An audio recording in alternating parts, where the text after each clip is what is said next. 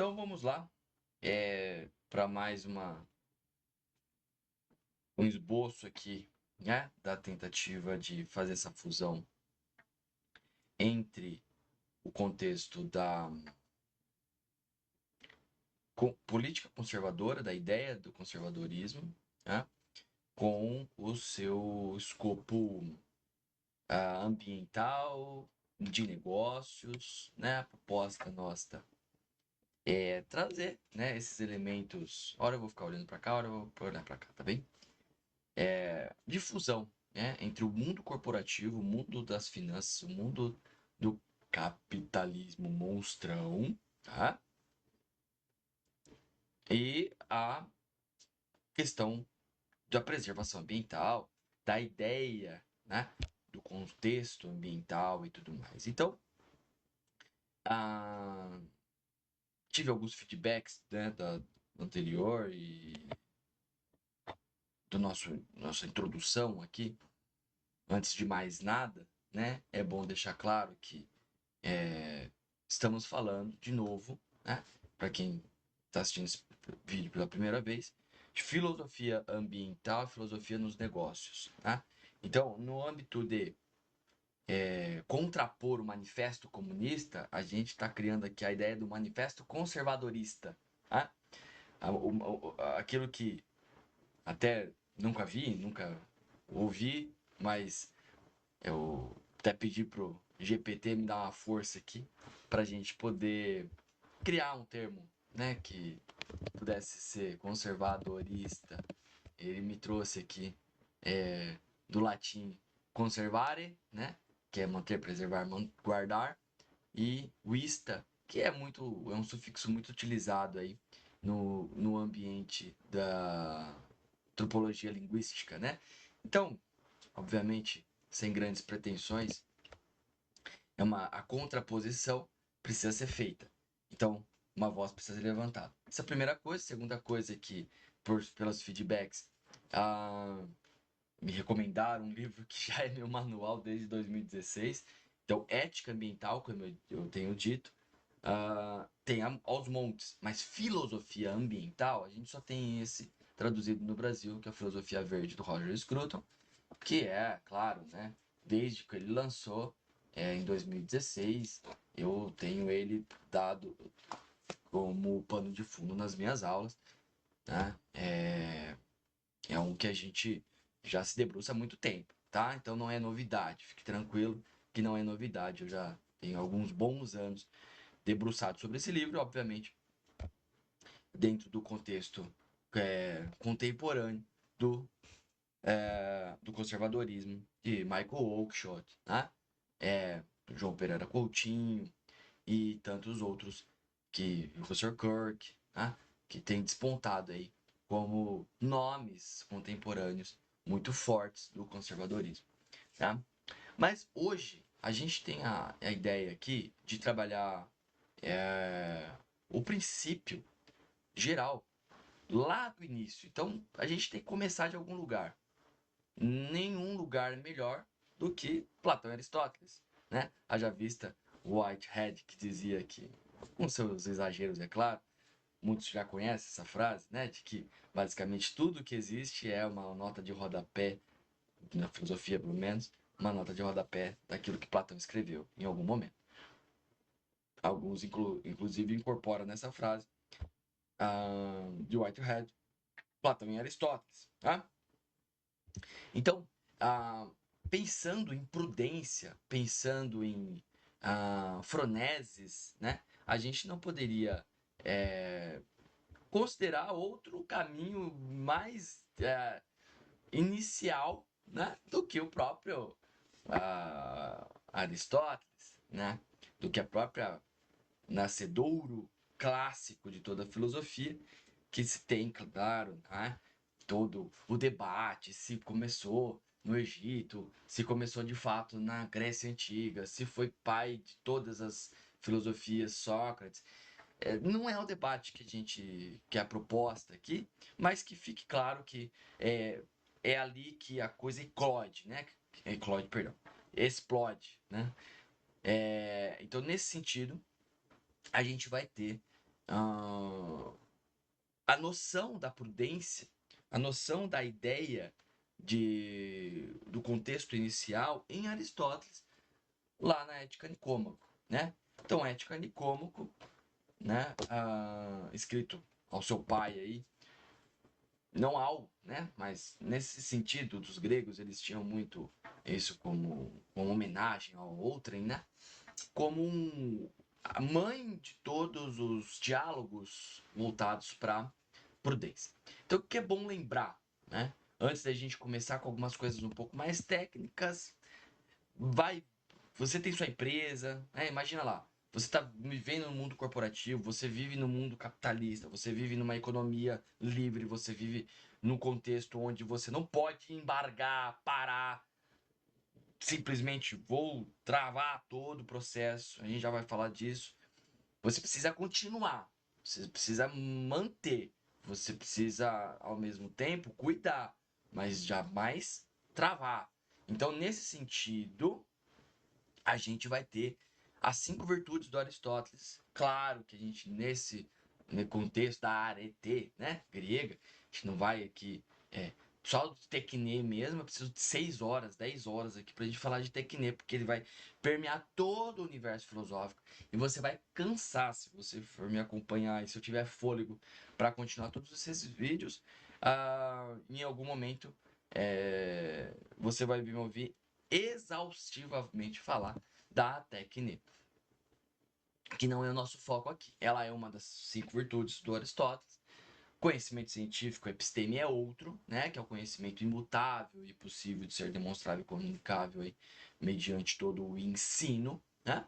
E o entendimento, o nous, é outro, né? Eu aprendo os primeiros princípios do conhecimento científico, além da sabedoria. Então, o conhecimento, entendimento, sabedoria, você vai ver como nos contextos elementares ali da Bíblia, o que é o que você pode pensar, né? Em termos bem didáticos, o conhecimento é eu saber de uma informação X, né? O entendimento é eu fazer essa conexão com aquilo para a água, tomar água faz bem, né? Faz bem para o meu corpo. Essa conexão, além de ter o conhecimento, eu entendo, faço essa sinapse, né? De que é bom para o meu corpo, é bom para a minha hidratação, é bom para o cultivo do meu metabolismo em ordem, é bom para xxx, né? E a sabedoria é efetivamente fazer aquilo, né? Se envolver com aquilo, trazer o conhecimento para a prática, né?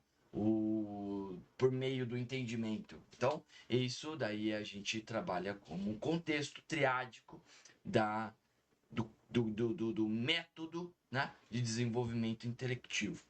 Bom, esses 3 estão embutidos nas 5 virtudes além da técnica. E por último, né, não menos importante, é o que a gente está trabalhando aqui, da prudências, ou a froneses, né? Então, a froneses, ela vai ter esse nascedouro ali na ética Nicômaco. E a prudência, aí você aí que está trabalhando no seu dia a dia, que você tem um pequeno escritório, até uma indústria gigantesca, né? Você que é dono de uma fábrica ou de uma borracharia, você está envolvido tecnicamente no contexto ambiental com a tal da tríplice responsabilidade, que é a responsabilidade solidária, subsidiária e objetiva, né? E quando você, de algum modo, polui, faz qualquer coisa que não deveria, você tem o princípio do poluidor pagador envolvido, né? Que são os princípios aí do direito ambiental, o princípio da precaução e o princípio da prevenção, tá? Então, o que acontece? No ambiente da filosofia ambiental, eu não vou me deter aos contextos técnicos profundos aqui. Não dá para a gente fazer isso, né?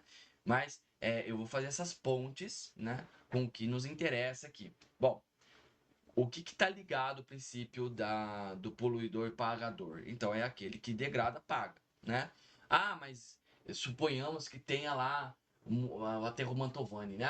Lá da década de bolinha.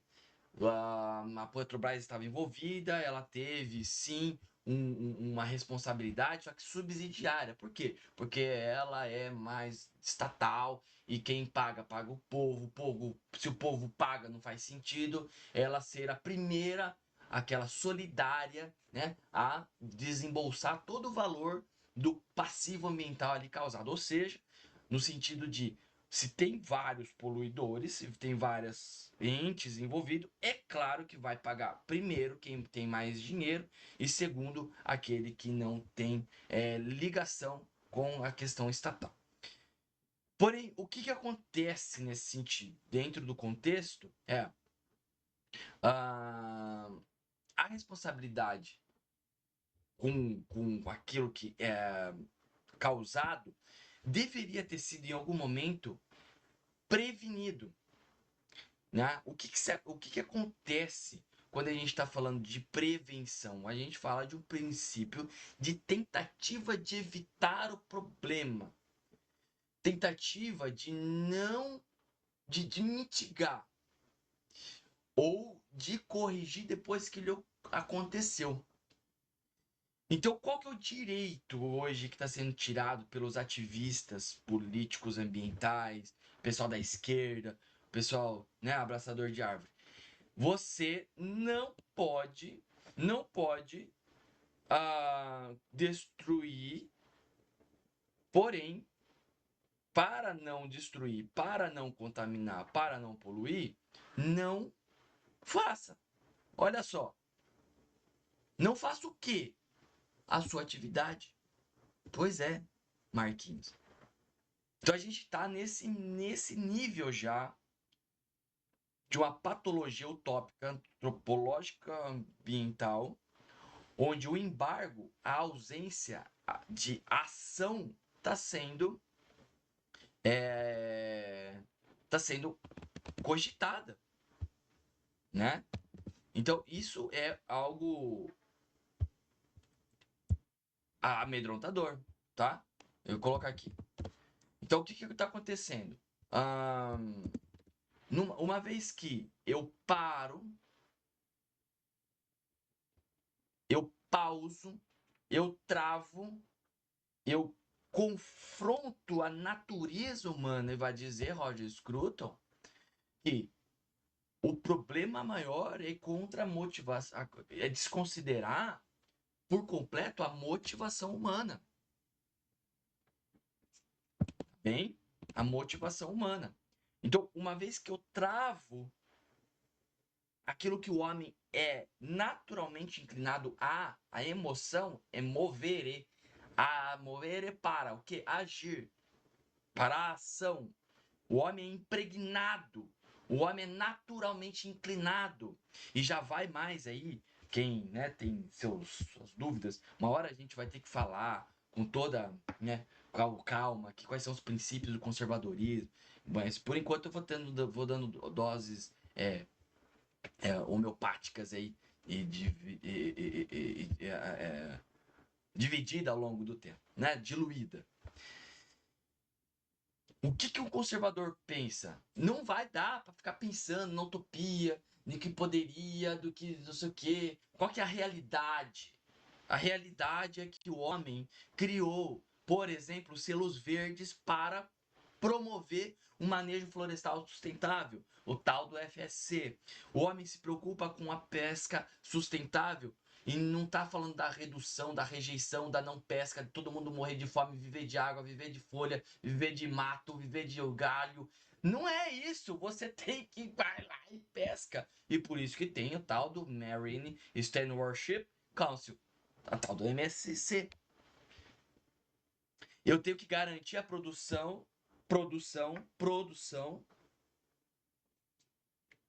da qualidade de responsabilidade social ambiental. Rainforest Alliance está ali. A LEED, que é o certificado Leadership de Energia e Meio Ambiente, Design Ambiental, que compreende a construção sustentável, está ali. Então a gente está falando de pensar, de produzir, de aumentar, de utilizar, de desenvolver, de agir. Não é algo que a gente vai conseguir retroceder.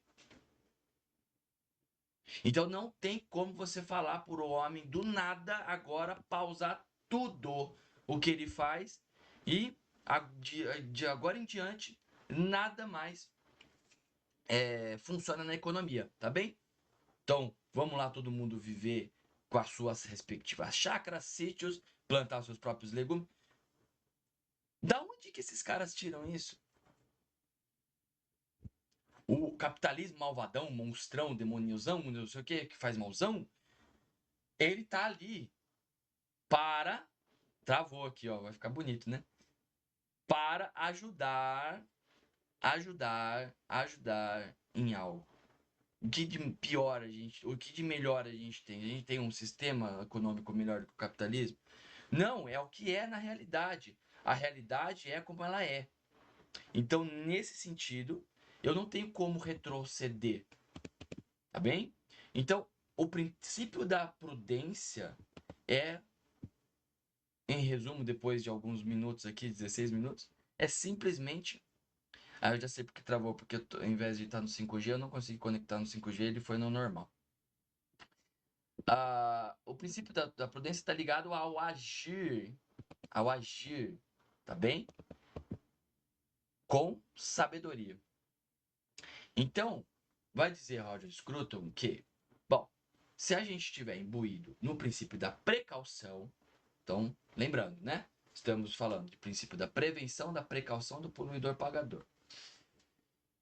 Se a gente estiver falando do princípio da precaução, para o Scruton é simplesmente, bom, se eu tenho um potencial dano, então embarga. Isso não é nem um pouco real. Isso não é nem um pouco palpável. Isso não é a realidade. E o conservadorismo vai trabalhar com a realidade, como ela é. Então, nesse sentido, eu tenho algo, precaução, né? Precaução, que vai me trazer um contexto onde eu envolvo o homem de fazer agir. Aí o dever ser ele vai estar envolvido com a tentativa máxima de consideração da potencialidade de resiliência daquele sistema que pode voltar ao seu estado original uma vez que estiver inteligência inteligere envolvida na ação e não o contrário. Eu coloco minha energia, meu esforço, meu reto agir na minha retidão da vontade, haja vista a Anselmo de Cantuária, no contexto onde eu possa, em algum momento, se der zebra, retroceder para o estado original. Não existe risco zero. O princípio da antevisão lá da década de 70, de 60, e o princípio da precaução, que está na década de 70, ele vai trabalhar o contexto de eu posso avaliar cientificamente, eu posso me preocupar com tudo isso que potencialmente vai acontecer, e lá na frente, se der problema, eu volto. Agora, como o Scruton diz, bom, se você pensa que pode haver risco, então há risco, porque todo o agir vai ter risco, isso é segurança privada básica. Segurança, não sei se, né, tô colocando privada porque é um dos cursos que eu tenho aqui. Mas a segurança básica, tá? Em qualquer plano tático, operacional, estratégico, de qualquer coisa que você escute no âmbito da segurança, você sabe que não existe risco zero para nada que você for envolver algo ou alguém. Não existe risco zero. E se há risco, proíba-o. Porém, se você vai proibir, você vai contra a motivação humana. E desconsiderar a motivação humana é contrário a qualquer perspectiva conservadora. E ela vira utopia. Olha o manifesto comunista aparecendo. Então, um nosso manifesto conservadorista é isso. É administrar o risco, administrar o processo homeostático, que vai levar em consideração os resultados de desempenho. Nós somos sistemas homeostáticos. A resiliência, ela se mostra sempre mais sensata do que a precaução. Trata-se de estratégias que a gente vai tentar utilizar para implementar e deixar aquele ambiente como era, o mais próximo possível do natural. Então, esse risco zero é paradoxalmente um grande risco, porque sempre vai ter risco nas ações humanas. Essa é a base do pensamento estratégico. Então, quando eu me imbuio, e para gerar polêmica mesmo, tá bem? Dessa conceituação da precaução, porque nossa, o princípio da precaução, ele é muito melhor, porque é melhor do que remediar, era isso que eu escutava na faculdade, né? Principalmente em áreas contaminadas. A gente tem a certeza, a gente tem o ônus da prova, que cabe ao proponente da atividade. A gente tem a avaliação de risco, que é um número razoável de alternativas de produto ou processo que deve ser estudada comparada. Tem a decisão difusa. Porque para ser precaucionária, perdão, toda decisão ela precisa ser democrática, tem que ser transparente, tem que ser participação das interessados do processo, tem toda essa questão. Aí você coloca toda uma sociedade, todo um contexto para você pausar isso. E pausar, a gente naturalmente vai incorrer na problemática da contra-intuição, do contra-intuitivo método do embargo da ação humana. Então a prudência, ela vai ser sempre melhor. Bom, aqui tá aqui livros para você, né? Eu já falei da ética nicômaco, falei da filosofia verde, do Russell Kirk, a política da prudência, tá? Que é uma excelente obra para você se aprofundar no assunto, tá? Então, aqui você vai ver toda a questão, né, da prudência conservadora, vai entender direitinho como que é a imaginação moral, né, que ele vai tirar ali de Burke sobre toda essa capacidade de perceber as consequências éticas das ações e tudo mais, tá? Você vai ver uma ideia de conservadorismo sustentável bastante presente. Então, o Kirk ele vai pedir políticas que preservam, que preservem, né, toda a integridade das instituições sociais, da ordem natural. Isso pode ser estendido para defender políticas ambientais, né? Porque daí eu vou ter um contexto de futuras gerações envolvidas. Porque uma vez que eu respeito a sabedoria das tradições, as práticas passadas e todo o contexto de equilíbrio, mudança e conservação imbuído nas intervenções ecológicas, né? Como Kirk argumenta aqui, para equilibrar a inovação e com tradição e reforma social, eu reconheço essa ação cuidadosa e informada que vai considerar as consequências a longo prazo. Então, aqui ele vai envolver, né, toda essa deliberação ética para fins de políticas semelhante à prudência do Aristóteles, né, que vai trabalhar toda essa ética na ação. Então, vai significar, dentro de um contexto de filosofia ambiental, essa implicação ética com lei, com regulamentação, com ação ambiental. Então, a gente não está falando em nenhum momento de desconsiderar lá toda a lei de crimes ambientais, GOSP, joga fora.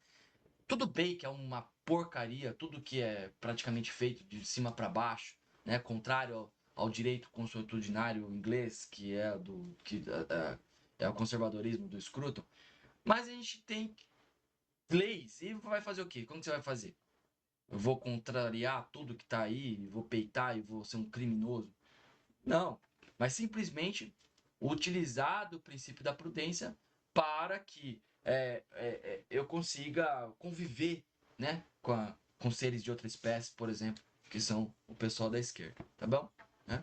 Além da prudência e complexidade, que ele vai trabalhar com a limitação humana, que é outro princípio do conservadorismo, que não existe maneira qualquer de considerar que o ser humano é inefável. Vai ter problemas em qualquer tipo de dispositivo legal. Mas a gente vai falar disso em outro momento. E outra leitura que eu gostaria de recomendar é o La Prudence chez Aristote, né, de Pierre Alban, que ele vai examinar todo esse contexto da Phronesis, né, e vai buscar em Aristóteles todo o contexto, né, de conhecimento prático, de importância do conservadorismo, da questão toda da exploração do papel da vida boa, né, na ética individual. Então é bem interessante, tá? Então ele vai trabalhar a importância dos particulares, vai envolver um profundo entendimento dos particulares, que é essencial para a ação ética adequada, né? Então todo o contexto de ecossistema, de biodiversidade, dinâmica ambiental, eu vou envolver, né, o ambiente situacional único, político, que tem que ser dimensional, histórico, cultural, daquela população local, daquele ambiente específico, e não de cima para baixo, enfiar goela abaixo no povo, tá bem? Então, eu penso para agir. Esse pensamento à ação é muito trabalhado aqui, além da prudência, da tomada de decisão, da sabedoria adaptativa, contextual, integridade, tradição, inovação, tá tudo aqui, tá bem? Então fica aqui como dica também de leitura para você.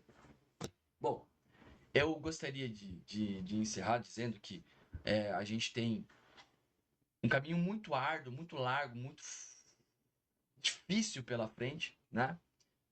Então, só de falar prudência, prevenção melhor do que precaução aqui já causa atritos, né? Já causa choquinhos no pessoal da esquerda. Então é isso mesmo. A gente tá aqui para isso, tá bem? Para mostrar o outro lado da moeda, tá? Como que a gente pode se encaminhar de uma maneira sólida dentro de preservação de princípios da tradição, do organicismo, do organicismo, né? De todo o contexto de ambiente particular para o geral.